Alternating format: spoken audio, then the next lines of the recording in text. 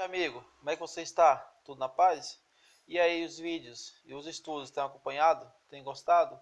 Hoje nós vamos falar sobre as leis da Bíblia. O estudo 14º, vamos falar sobre 4 tipos de leis que foram estabelecidos no Antigo Israel, no Antigo Testamento, e vamos ver o princípio e o objetivo dessas leis.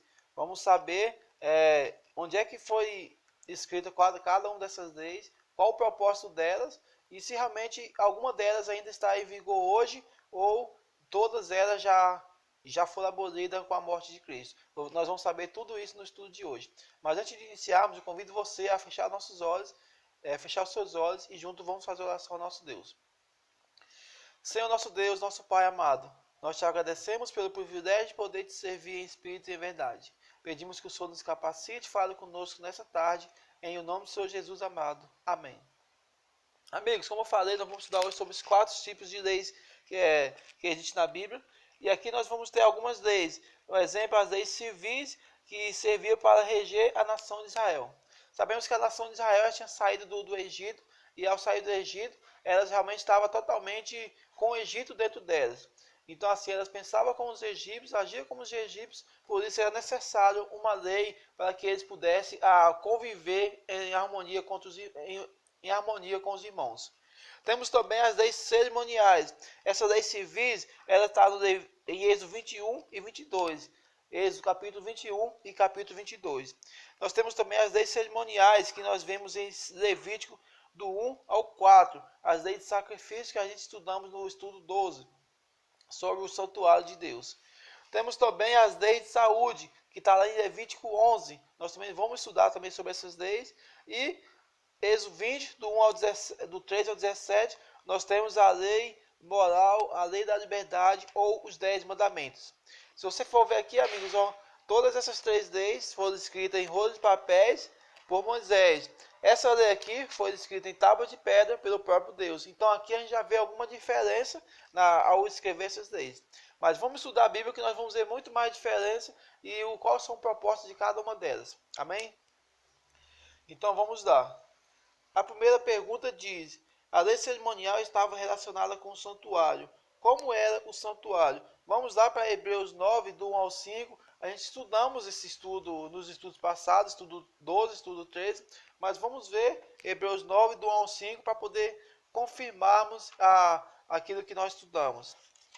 Convido a você a abrir a sua Bíblia no livro de Hebreus, capítulo 9, do verso 1 ao verso 5. Diz assim: a primeira aliança também tinha preceitos de serviço sagrado e o seu santuário terrestre. Com efeito, foi preparado para o tabernáculo, cuja parte anterior, onde estava o candeeiro, a mesa e a exposição dos pães, se chama o lugar santo. Por trás do segundo véu se encontrava o tabernáculo, que se chama o Santo dos Santos, ao qual pertencia um altar de ouro para o incenso e a arca da aliança, totalmente coberta de ouro, na qual estava uma urna de ouro contendo o maná, o bordão de Arão que floresceu e as tábuas da aliança. E sobre ela os querubins de glória, que com a sua sombra cobriam o propiciatório. Dessas coisas, todavia, não falaremos agora pormenorizadamente. Então, irmãos, amigos, a pergunta: a lei cerimonial estava relacionada com o santuário, e como era o santuário? Com certeza, a lei cerimonial ela estava relacionada com o santuário. A gente estudamos no estudo passado, nos 2 estudos passados, que o santuário ele era feito de 3 compartimentos. Tinha um pátio, que era o lugar onde o povo ficava. Tinha um lugar santo, que tinha a mesa dos pães ázimos, tinha o altar de incenso e tinha o candelabro. Esse lugar chamado lugar santo. E depois do segundo véu, temos a arca da aliança, contendo o maná do deserto, contendo o cajado de Arão e contendo também a tábua dos 10 mandamentos. Então, esse é o santuário, o lugar santíssimo, ou santo dos santos. Então, amigo, o santuário era composto de 2 partes: o lugar santo, santíssimo. O pátio era o lugar reservado para o povo, e o ritual do santuário era regido pela lei cerimonial, ou seja, a lei cerimonial que regia todo o santuário de Deus. O santuário era um local importante para o povo israelita, porque era um recurso didático que Deus usava para ensinar o plano da salvação, que apontava para o Messias vindouro e o ministério de Jesus no santuário celestial, que o Senhor erigiu e não o homem. Você pode conferir em Hebreus 8, verso 1 e verso 2. A pergunta 3 vem dizendo o seguinte: como a morte de Cristo? O que ocorria com a lei cerimonial? Vamos ver Daniel 9, 27, Efésios 2, 15 e Colossenses 2, 14. Daniel 9, 27. Três passagens para a gente poder estar lendo aqui nessa tarde. Para a gente poder estar vendo o que ocorria com a lei cerimonial após a morte de Cristo. Daniel 9, 27 nos diz o seguinte: ele fará firme aliança com muitos por uma semana. Na metade da semana fará cessar o sacrifício e a oferta de manjares. De acordo com Daniel 9, 27, após Jesus morrer, estaria cessando o sacrifício, o ritual de sacrifício. Ou seja, essa lei cerimonial estaria sendo cessada, sendo dada fim após a morte de Cristo. Então, aqui a gente vê em Daniel 9, 27 que a lei que foi abolida na cruz de Cristo foi a lei cerimonial. Vamos ver aqui um outro texto. Vamos ver em Efésios 2, 15, para a gente confirmar o que nos diz em Daniel 9, 27. Efésios 2, verso 15. Vamos só estar procurando aqui para a gente poder estar lendo.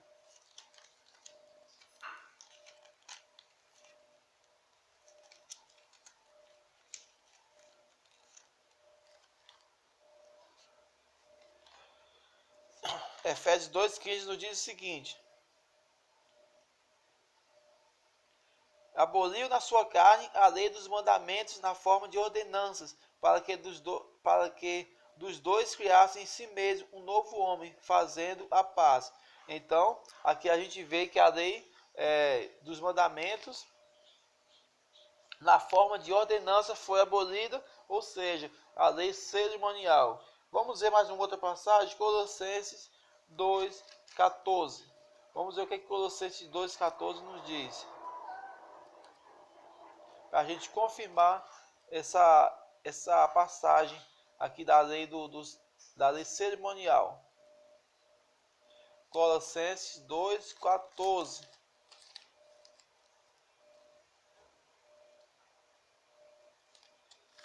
Só um momento.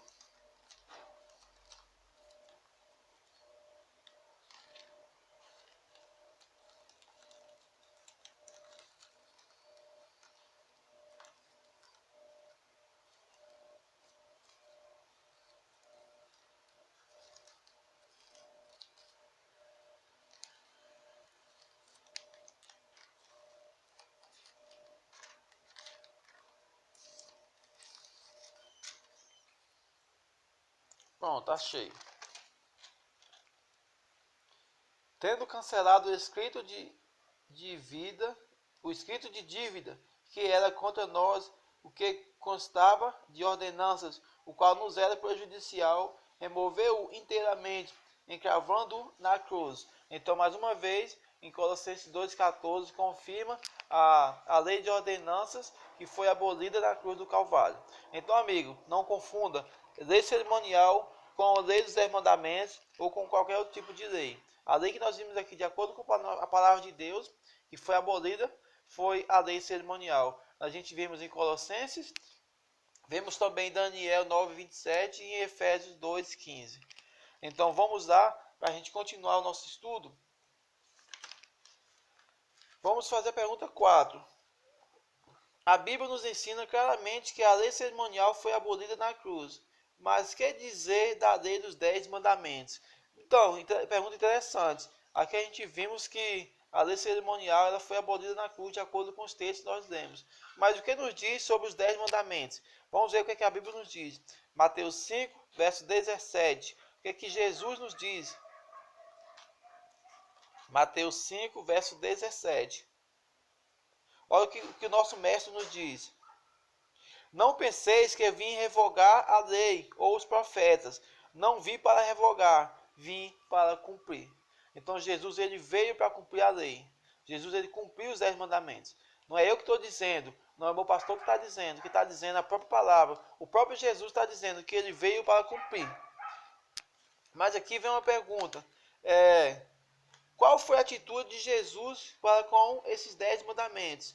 Vamos ver João 15, verso 10. Qual é a atitude de Jesus para com os 10 mandamentos? São João 15, verso 10.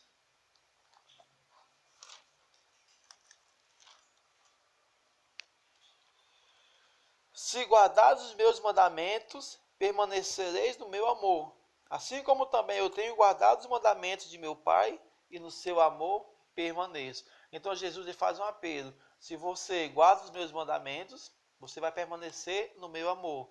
Assim como também eu tenho guardado os mandamentos de meu Pai, e no seu amor eu permaneço. Então ele faz um apelo para que possamos guardar os mandamentos dele, e assim ele reafirma, na verdade, que ele também guardou os mandamentos do nosso Deus Pai.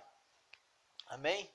Vamos ver Tiago 2, do 10 ao 12, para a gente confirmar a validade da lei. Tiago 2, do 10 ao 12, nos diz o seguinte: pois qualquer que guarda toda a lei, mas tropeça em um só ponto, se torna culpado de todos. Porquanto aquele que disse não adultera, também ordenou não matarás. Ora, se você não adultera, porém você mata, venha a ser transgressor da lei. Falai de tal maneira e de tal maneira procedei, como aqueles que hão de ser julgados pela lei da liberdade. Amigo, Tiago nos fala uma coisa muito séria aqui. Ele fala que a lei ela não foi abolida. E ele fala que aquele que tropeça em um ponto também é culpado de todos. Então, assim, aquele que guarda 9 mandamentos, mas ele transgride um, é como se ele estivesse transgredindo os 10. Porque para Deus, ou nós obedecemos 10, ou não obedecemos nenhum. Então, interessante que Tiago completa, e aqui ele fala qual tipo de lei é essa. Aqui ele fala que nessa lei contém adultério e contém matar. Então, qual é dessas 4 leis que você vai ver que não podemos adulterar e que não podemos matar? Exatamente a lei que foi escrita em tábuas de pedras pelo próprio dedo de Deus, ou seja, os 10 mandamentos. E para finalizar, no verso 12, Tiago fala uma coisa muito interessante, que nós vamos ser julgados pela essa própria lei dos 10 mandamentos, que muitas pessoas acreditam que foi abolida, ela será o parâmetro de julgamento no dia do juízo. Então, se você acredita que essa lei ela foi abolida, eu peço que você reveja seus conceitos, que você peça sabedoria a Deus, que você estude com sinceridade e humildade, para que você venha entender o plano de Deus na sua vida. Amém? Então, passando para frente, vamos ver uma próxima pergunta. A fé em Cristo anula a nossa obrigação de seguir os 10 mandamentos? Mas muitas pessoas podem afirmar, mas eu tenho fé em Jesus, isso é o bastante. Eu não preciso de mais nada, se eu tenho fé em Deus, está ótimo.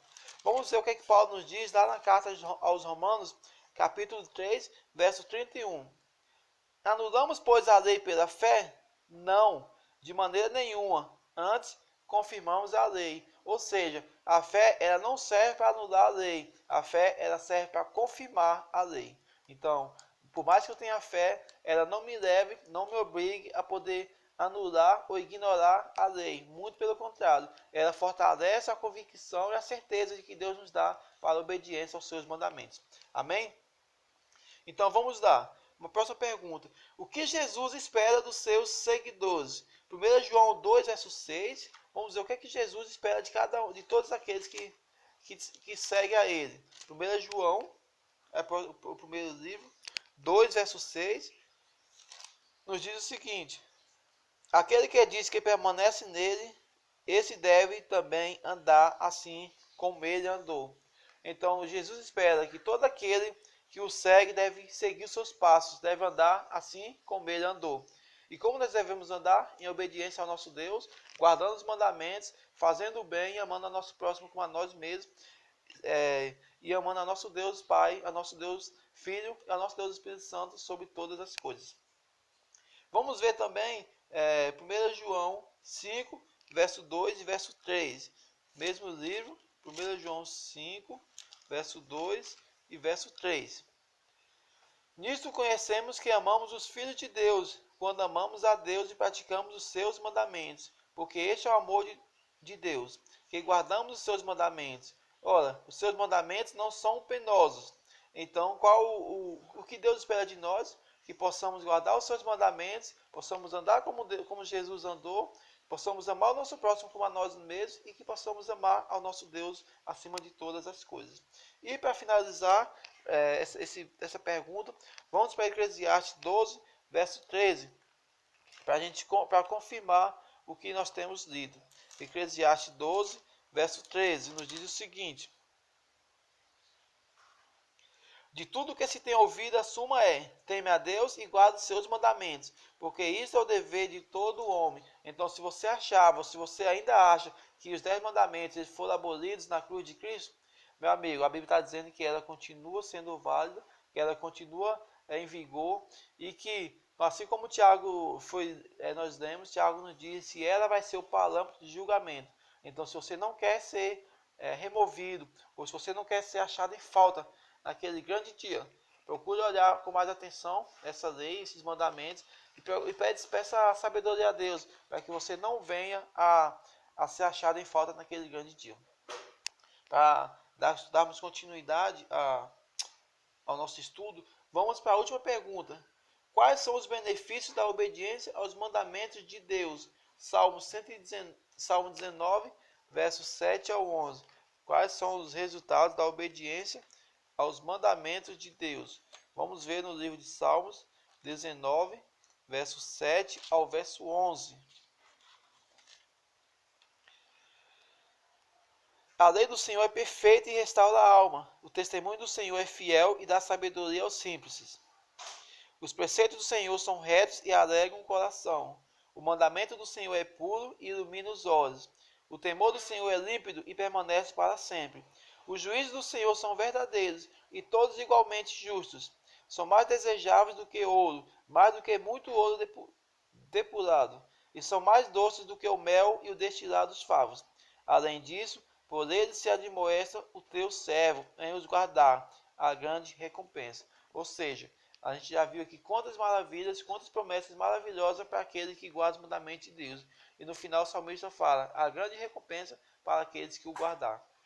Amigo, o que eu tenho para dizer nesse momento é que você procure pedir sabedoria a Deus, procure estudar as Escrituras como Deus deseja, não como você ou como eu acho que deve ser estudada. Eu gostaria de você refletisse quando Deus ele pediu o sacrifício a Abel e a Caim, sacrifício de adoração. Então sabemos que Caim é obediente. Caim ele fez segundo a vontade do Senhor. Perdão, Abel fez segundo a vontade do Senhor. E Caim ele tentou agradar o Senhor, mas da maneira que ele achava melhor. Então a gente já sabe o resultado de tudo isso. Então procura agradar o Senhor não como você quer, mas como o Senhor pede. Porque Deus ele pede uma coisa e tem que ser da forma que ele deseja. Amém? Então, amigos, vamos recapitular. Nós estudamos hoje sobre as 4 leis. Damos o foco principal na lei cerimonial, que ela vigorou até a cruz, e na lei dos 10 mandamentos, que ela continua viva até hoje, até eternamente. Nós estudamos que em Isaías 66, nos finais dos versos ali, a gente vê que o povo de Deus vai guardar os 10 mandamentos lá no céu. Então aqui, essas 2 leis, as leis civis, que está no capítulo 21 e capítulo 22 de Êxodo, essas leis, elas foram até a cruz, perdão, elas foram até para reger a nação de Israel. Aqui a gente vê as leis de saúde, que nós vamos estudar futuramente sobre essas leis, que ainda assim também elas continuam em vigor.